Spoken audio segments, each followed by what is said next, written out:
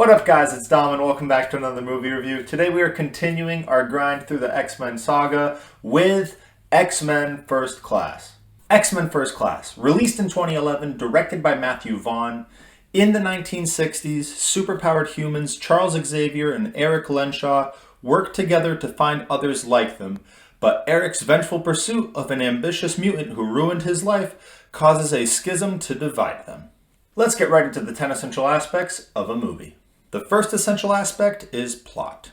I really like the plot of this movie. They executed it to a T because they did something that's very hard, and it's having so many different plot points and stories all within one movie where a lot of watchers could get lost and have to really split their attention to understand all the different parts of the story.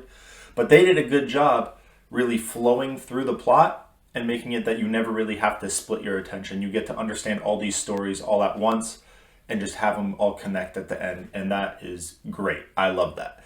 Plots that do that are really good. It's hard to do because a lot of movies do have too many things and it really ruins it. So I'm glad that they figured out a way to make it flow. And of course, it is an origin story for the X-Men and the Mutant Brotherhood. You get to see how they're formed, which is awesome. You get to see the recruitment of all these mutants and them using their abilities in a controlled environment for the first time. And you get to see all these cool powers and these cool characters that eventually are just going to become X-Men or Mutant Brotherhood. So it's cool to see their starting point instead of just one specific character.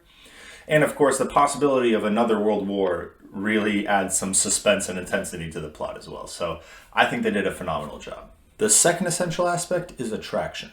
Is this movie entertaining?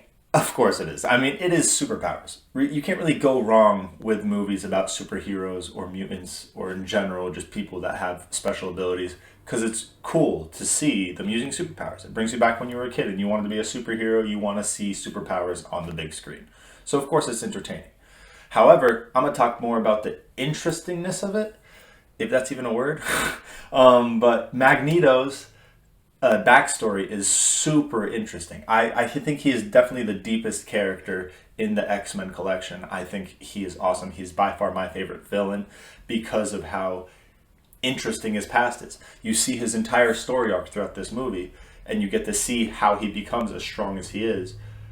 And that was interesting by itself for me. Even if there wasn't too many mutants in this, his story alone is engaging enough to make this movie definitely entertaining. The third essential aspect is theme. The only theme I can really come up with is mutants versus humans. That's really it. Just like in all the previous X-Men movies, that's just basically what the X-Men movies are. It's just the war between the humans and the mutants. And this one was kind of the start of it. So it was cool, and that was a good theme to have. The fourth essential aspect is dialogue. So the dialogue in this movie is actually really good. The conversations really did feel real. The young mutants, the way that they talked to each other was exactly how I would envision them talking to each other, kind of showing off about their powers and trying to one-up each other, and in general just sounding like teenagers that have superpowers and finally get to use them in front of other people with superpowers. So they sounded very real. They did a great job with that. And the conversations between Eric and Xavier, you can really feel the chemistry. It sounded like you see their brother-like bond expand throughout the whole movie, and you can feel it with the conversations too, the way they're talking to each other from the beginning of the movie towards the end. There's a vast difference. They did a great job with that. Xavier and Raven, who grew up together, you can feel that brother-sister bond that they have just through the dialogue alone, not to mention the acting. So they did a phenomenal job with dialogue all throughout this movie. And of course, I mean, we have Xavier and Emma Frost, two telepaths, so them speaking to each other with no words actually coming out, just through their minds. That was really cool. And when they talk to others, just using the telepathic abilities. I mean, those are cool, just like in all the X-Men movies. But specifically, the way that the characters talk to each other did really feel real. The fifth essential aspect is acting. I want to give huge props to Michael Fassbender. He did a great job as Eric Lenshaw. He is by far my favorite Magneto. Out of everything I've seen so far, I just feel like he fits the role so well. He does a great job expressing those emotions that Magneto has built up from all the trauma he has endured. So I think he was a great choice and a phenomenal actor choice for Magneto. Kevin Bacon as Sebastian Shaw, he also did a phenomenal job. the way that he expressed his emotions with what he had to deal with as well and what he wanted to accomplish, it did feel real. I think he definitely nailed that character to a T. And Jennifer Lawrence, who played Mystique, I like Jennifer Lawrence more as Mystique than I did for the actress for the first two movies. I definitely think that she fits the role well. She has kind of that more immature personality, like she would as a younger Raven, but she still is obviously developing and will have that experience in the future. But I just feel like, I don't know if it's just because this is now 2011 and not 2000, where they have better costume design and CGI and she just looks better. But I feel like her actually in human form, the acting is just way better than in the first one, personally. So they did a phenomenal. Everyone did a good job, but those three specifically did a phenomenal job. The sixth essential aspect is cinematography. So the cinematography in this movie is really good. I think they did a great job showing emotion through the scenes themselves. So if you haven't seen X-Men First Class, spoiler warning, because I'm going to talk about one of the final scenes. If you want to skip this part, I'm going to leave a timestamp down below. Just skip to that part and you'll avoid all the spoilers. So one of the final scenes, Magneto is redirecting the rockets back at the Russian and US soldiers. And throughout that whole scene, it was just intense. You didn't know if he was actually going to hit them back or if he was going to fail and they were going to hit the water. You just didn't know what was going to happen. So I thought it was awesome that you just, throughout the whole scene, you felt so intense. You felt the suspense. You didn't know if he was actually going to kill all of these people. There was thousands of people on those boats. Would he actually go through with it? Would Xavier stop him? You just don't know. So it was really good use of emotion. Like, I felt emotional the whole time. I sat up in my seat. I was waiting to see what was going to happen. And that scene by itself looked awesome. Just the fact that Magneto has that much power to stop there was so many missiles. Like, there was so many of them. The fact that he has power to stop all of those, turn them around and force them all back and continue to move them while getting hit and while fighting, that's impressive. And that was honestly one of my favorite scenes in the movie. So they did a great job with cinematography. And yes, no more spoilers, so thank you all for coming back to continue this part if you skipped it. And if not, what do you guys think of that scene? The seventh essential aspect is editing. So X-Men First Class is 2 hours and 11 minutes long, and honestly, it is a longer movie, but it's worth it. I think it's paced really well. They gave the story time to develop into an ending that's worth watching.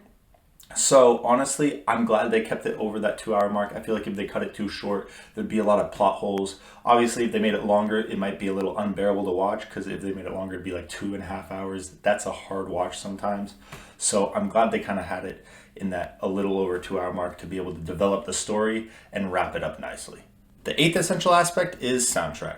Now, I do not remember the soundtrack. I know there was music, but it really wasn't anything memorable, so let's move on. The ninth essential aspect is directing.